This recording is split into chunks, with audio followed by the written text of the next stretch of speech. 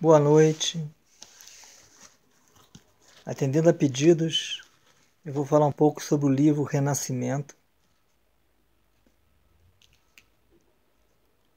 que é a história da minha família que passou a guerra, Segunda Guerra Mundial, na Polônia, escondidos. Conseguiram, graças a Shema, abençoado seja, viver.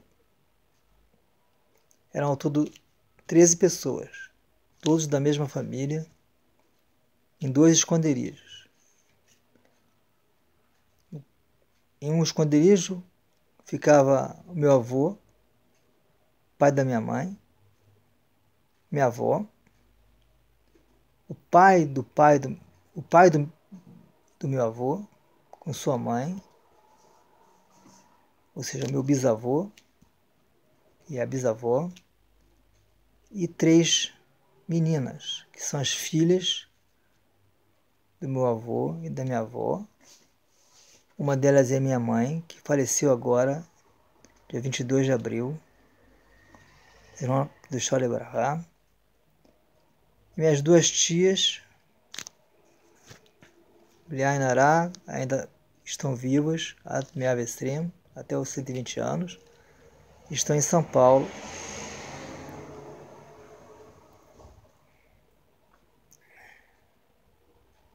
O livro conta essa história de uma forma agradável, sem dar muita ênfase às atrocidades que ocorreram, procurando então, sim, em cada capítulo, explicar como saíram, como foi que começou a guerra, o que aconteceu durante a guerra com os judeus, em todas as etapas. Naturalmente todos já conhecem um pouco a história, então, mas de qualquer maneira aqui é uma história muito especial, muito rara também, que 13 pessoas conseguirem sair desse inferno que era vivos, é uma coisa muito grande. Vou mostrar a capa do livro e explicar a cena aqui que eu botei na capa. Vocês podem ver aqui tem um alemão, tem uma casa, que é a casa do meu avô e da minha avó, e tem uma menininha, certamente essa menininha é a minha mãe. E ela está com os bonequinhos, porque a minha avó fazia bonequinhos para ela. E ela está sentada no quintal e tem um alemão passando. E essa cena é verídica. O alemão aqui, aparentemente ele é maldoso, mas não. Ele jogou um chocolate para minha mãe comer. E a minha avó, quando viu isso, ficou nervosa e pediu para minha mãe voltar para casa. Mas era assim, era uma fase da guerra que ainda não estava tão ruim. Eles passavam, conquistaram a Polônia, e essa cena ficou. O alemão, aparentemente, pode fazer o mal para a criança, não tem que justificar, mesmo assim, não tem que justificar para ninguém. Mesmo assim, deu um chocolate para ela. Do outro lado tem também a foto da suposta casa do meu avô. Assim me contaram na Polônia.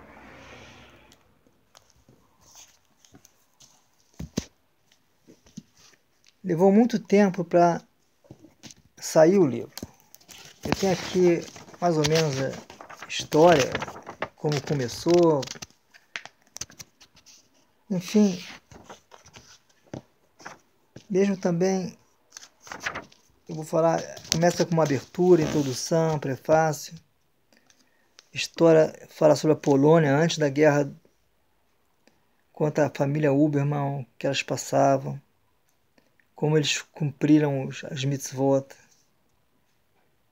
Conta também a visita inesperada de uma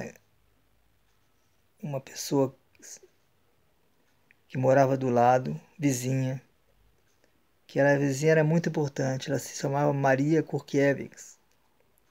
Essa Maria, ela salvou todo mundo. E na Polônia, a mãe é uma coisa muito sagrada. A mãe fala alguma coisa, os filhos respeitam até o final. Essa Maria, ela fez uma visita para o meu avô. Meu avô era uma pessoa muito querida ali. Ele trabalhava tanto em transportar frutos de aldeias para a cidade grande, como também ele tinha um moinho, tinha sociedade em um moinho, que fazia pão. Ele era uma pessoa muito gentil e dava muitas benevolências para as pessoas. E uma vez ela recebeu uma visita dessa Maria, que ele atendeu a porta, tocaram, ela se apresentou e falou, meu avô perguntou o que ela queria, e ela falou que ela estava com muita dificuldade de enterrar o marido dela que faleceu. Meu avô, na hora, falou, não tem problema, eu vou enterrar ele em um bom lugar, não tem problema, não se preocupa. E ela ficou muito emocionada, se despediram, mas antes de despedir, na porta, ela se virou e falou, olha, se um dia você precisar de mim, eu vou fazer tudo para você. Não. Minha avó e meu avô ouviram, uma pessoa simples, pobre. As coisas ocorrem às vezes. E essa vez ocorreu também que, quando a fase estava negra na Polônia, já não tinha mais lugar para ficar, para se esconder, eles conseguiram se esconder primeiro num sótão, e depois, porque é muito frio no sótão, eles tiveram que mudar, no meio da guerra, tudo no meio da guerra, eles tiveram que mudar de esconderijo, e fizeram então esse buraco, onde as vacas ficavam, os cavalos. Embaixo eles fizeram um buraco, 3, 4 degraus até chegar no buraco, no piso, e ali eles ficavam encurvados, 7 pessoas. Meu bisavô e minha bisavó, avô e avó e as 3 meninas. São muitos detalhes e é difícil para mim falar, sintetizar.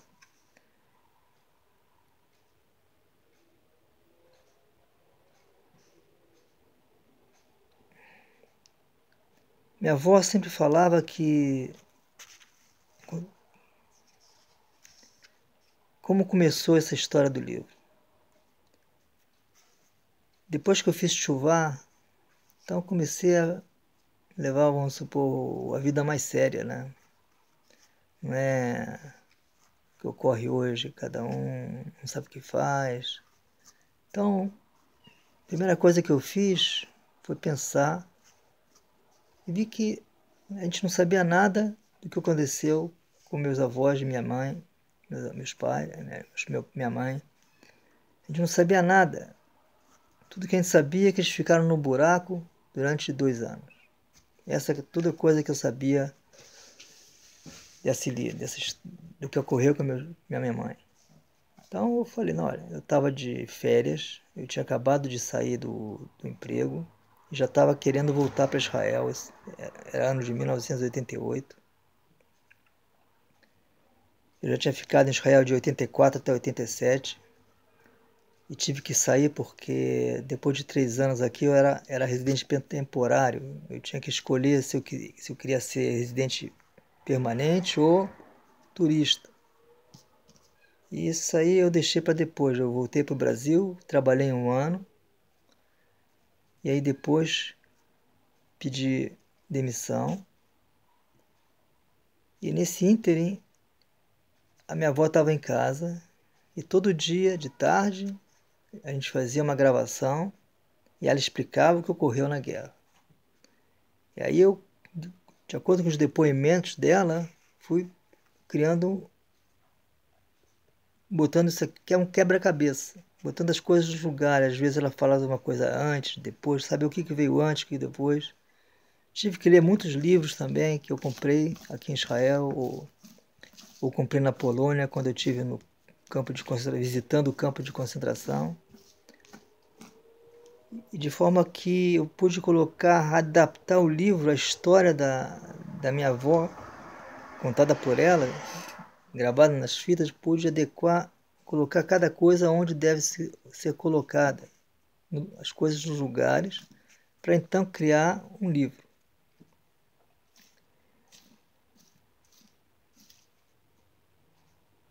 Tem muita coisa para contar, mas uma coisa que muito me deixou impressionado um pouco foi que em 2006 teve uma guerra aqui em Israel, no norte, no Líbano, e pela primeira vez a cidade de Sfat foi bombardeada. Você vê só no filme, eu cheguei de cá, eu conto essa cena aqui no livro, que eu não vou falar palavra por palavra, eu estava sozinho em casa com meu filho e escutei pela primeira vez na minha vida uma bomba que caiu perto da minha casa, não é do lado, mas uns 500 metros. Não é uma coisa agradável, é um barulho terrível. Eu não sabia o que era. Isso aí. Depois dessa bomba caíram outras bombas, mas agora 90% da população já saiu da cidade. A minha família também saiu, minha esposa com os três filhos, na casa foram perto de cercanias de Tel Aviv, que fica no centro de Israel, e ficaram ali. E eu fiquei sozinho em Tzfat. E com o tempo cheguei à conclusão que eu tenho que viajar também, vou ficar com a família. Enfim, conseguimos ficar na casa de pessoas bondosas, mas eu senti a primeira vez um pouquinho do que poderia o meu avô estar sentindo nesse momento. Eles tiveram que abandonar a casa e não voltar.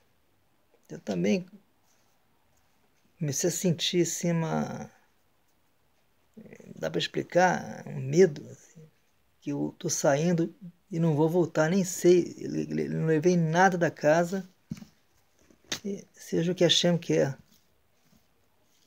Mas isso foi só uma provada pequenininha do que meu avô e minha avó, minhas tias, minha mãe passaram. Enfim, eles conseguiram se salvar.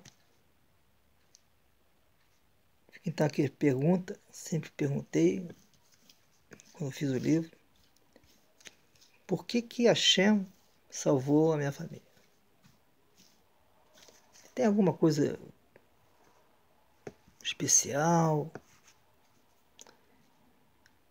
Eu não sei quais os méritos de cada um aqui, dos meus antepassados, certamente influenciaram, mas uma coisa é óbvia para mim, que existe um problema quando nós judeus estamos no exterior, no Galuta, fora de Israel. Temos que lidar com os Goim, porque Goim é povos. Existem os judeus, é um povo judeu, existe o povo, os outros povos. Aí é um problema também que o judeu tem que guardar a Torá. Torá, nós acreditamos fielmente que foi entregue por Deus, abençoado seja, para Moshe, no Sinai. E todo mundo já conhece essa história e hoje tem muitos meios de comunicação que sabem muito mais do que eu posso falar aqui. E nós temos que conservar a Torá. Nós temos leis, obrigações, mitzvot, comandos. Não é fácil. Se o patrão quer que você trabalhe no sábado, você não pode trabalhar no sábado. Tem que dizer para ele, não posso trabalhar no sábado, no Shabat. Enfim, outras coisas. Por outro lado, a gente tem que também, teoricamente, difundir a ideia que existe um Deus único, que não tem forma, passado, presente e futuro, não tem, está acima do tempo. E Ele nos deu a Torá, Ele nos deu regras, nos deu obrigações. E uma das obrigações que Ele nos deu também é explicar a Torá para os outros povos também.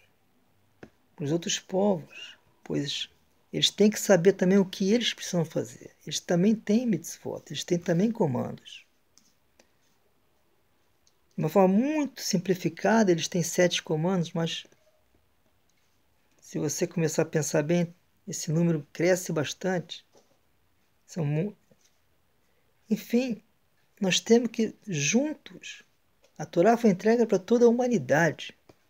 Então, se só você está com a Torá, então está havendo uma coisa, falta uma coisa, tem que ser preenchida isso. Hoje tem muitas pessoas que estudam, são Bnei Noach, eles chamam, Bnei Noach. Eu também sou Bnei Noach, isso é um nome. Noah veio antes ou depois de Jacó? Antes de Jacó, então eu sou Bnei Noach.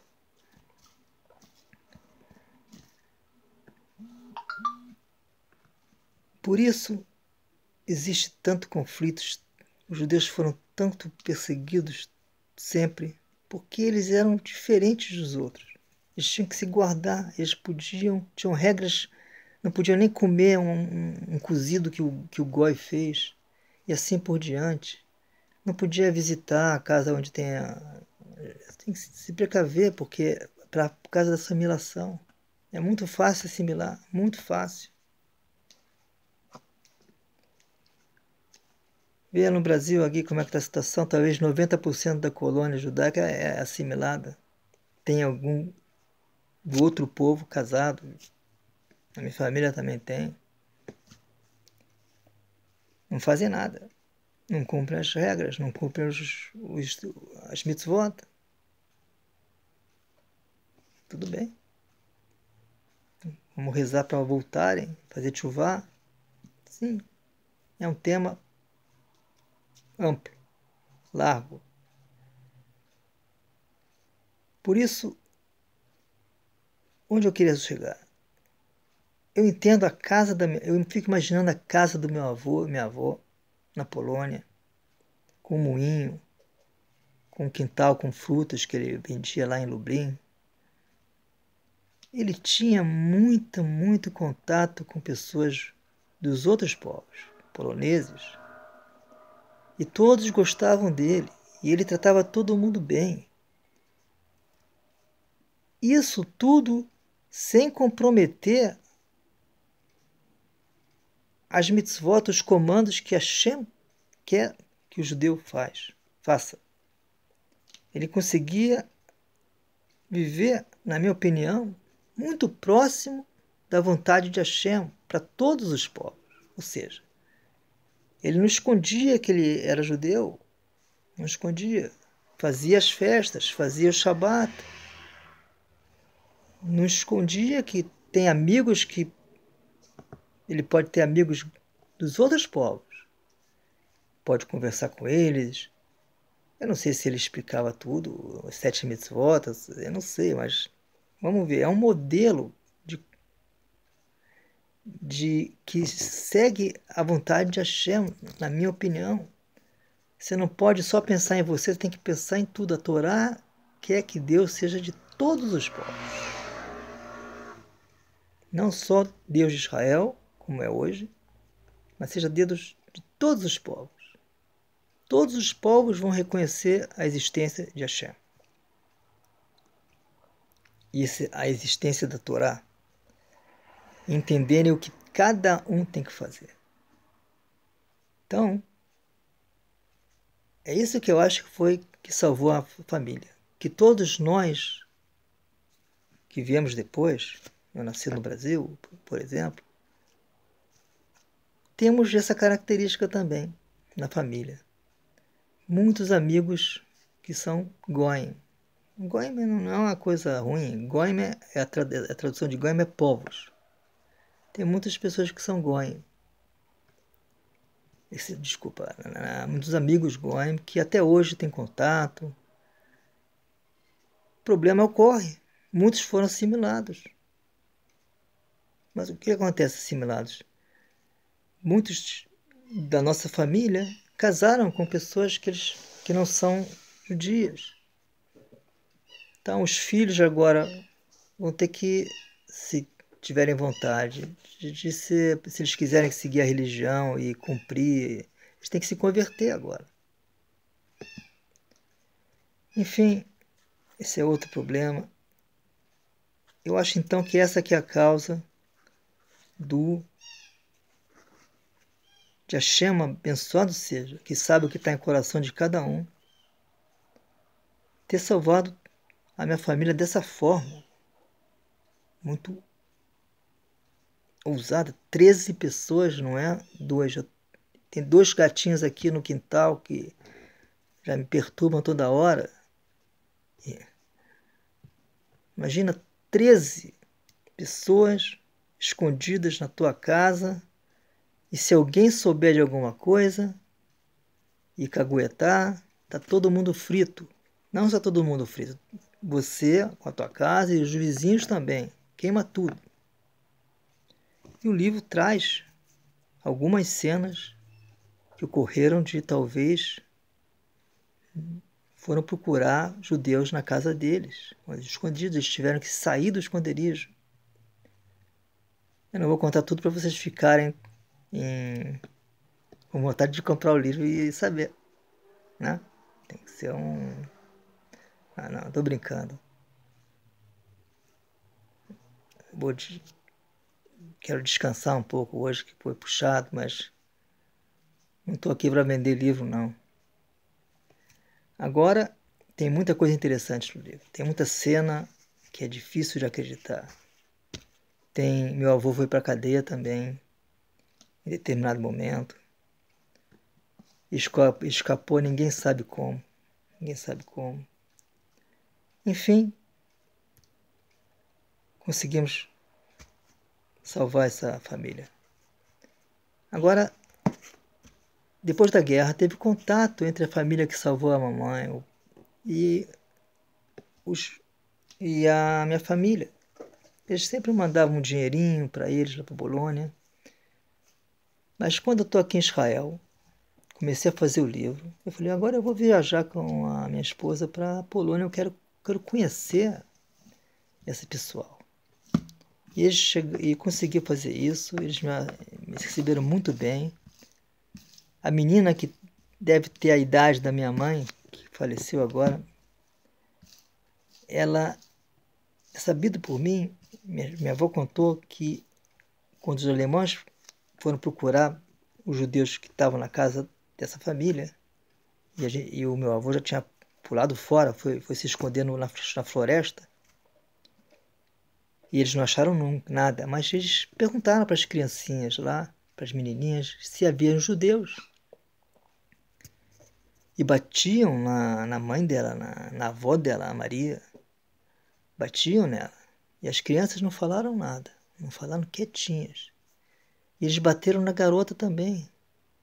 E minha avó falava que eles bateram na garota. Quando eu cheguei na casa dela, na igreja, ela é freira hoje, eu fui lá visitar na igreja.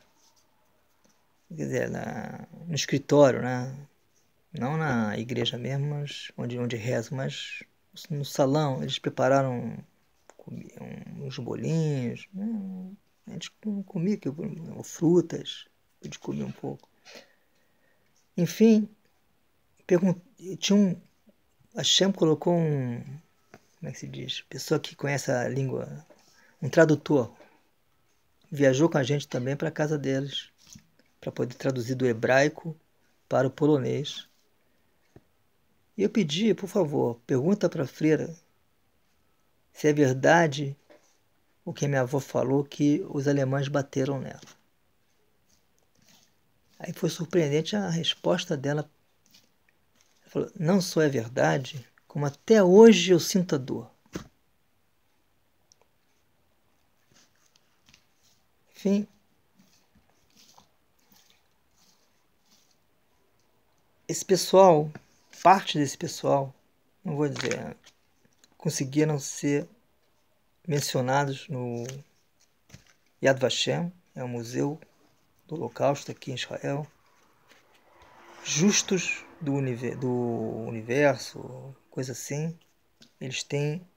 Nós temos aqui essa honra que deram a essa família de considerarem eles justos dos justos das nações. Se eu boto aqui uma foto. Enfim. Isso eles conseguiram devido ao esforço grande da minha tia Ellen, ela que escreveu várias vezes para Israel, para eles pesquisarem e colocarem essa família como justos das nações. E por exemplo, aqui é uma carta que a minha tia fez para o Yad Vashem. Não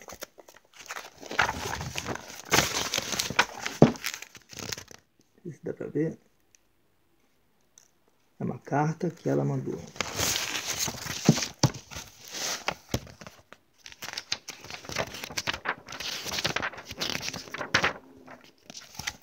Que vocês estão entendendo tudo, não dá para entender nada, essa é uma carta em Yiddish.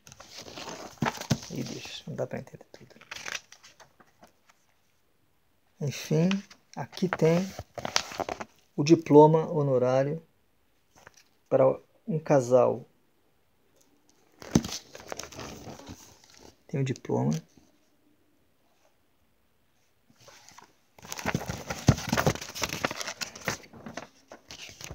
E assim foi. O livro termina quando eu mostro todos que nasceram, como é que está a família. Algumas palavras minhas sobre tudo isso. Parte foi o que eu falei agora. Um pouco também que minha avó falou. Fotografias. Tem uma fotografia eu no meio da minha esposa e da freira.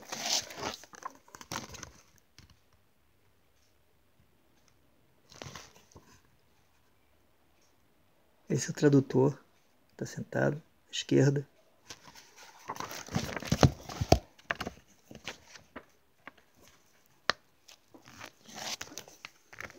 Eu com a freira.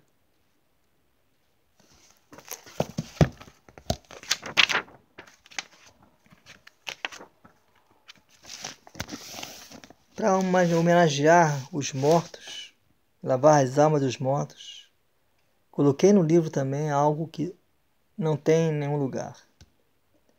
É a tradução da primeira Torá do Rav Nachman de Breslov.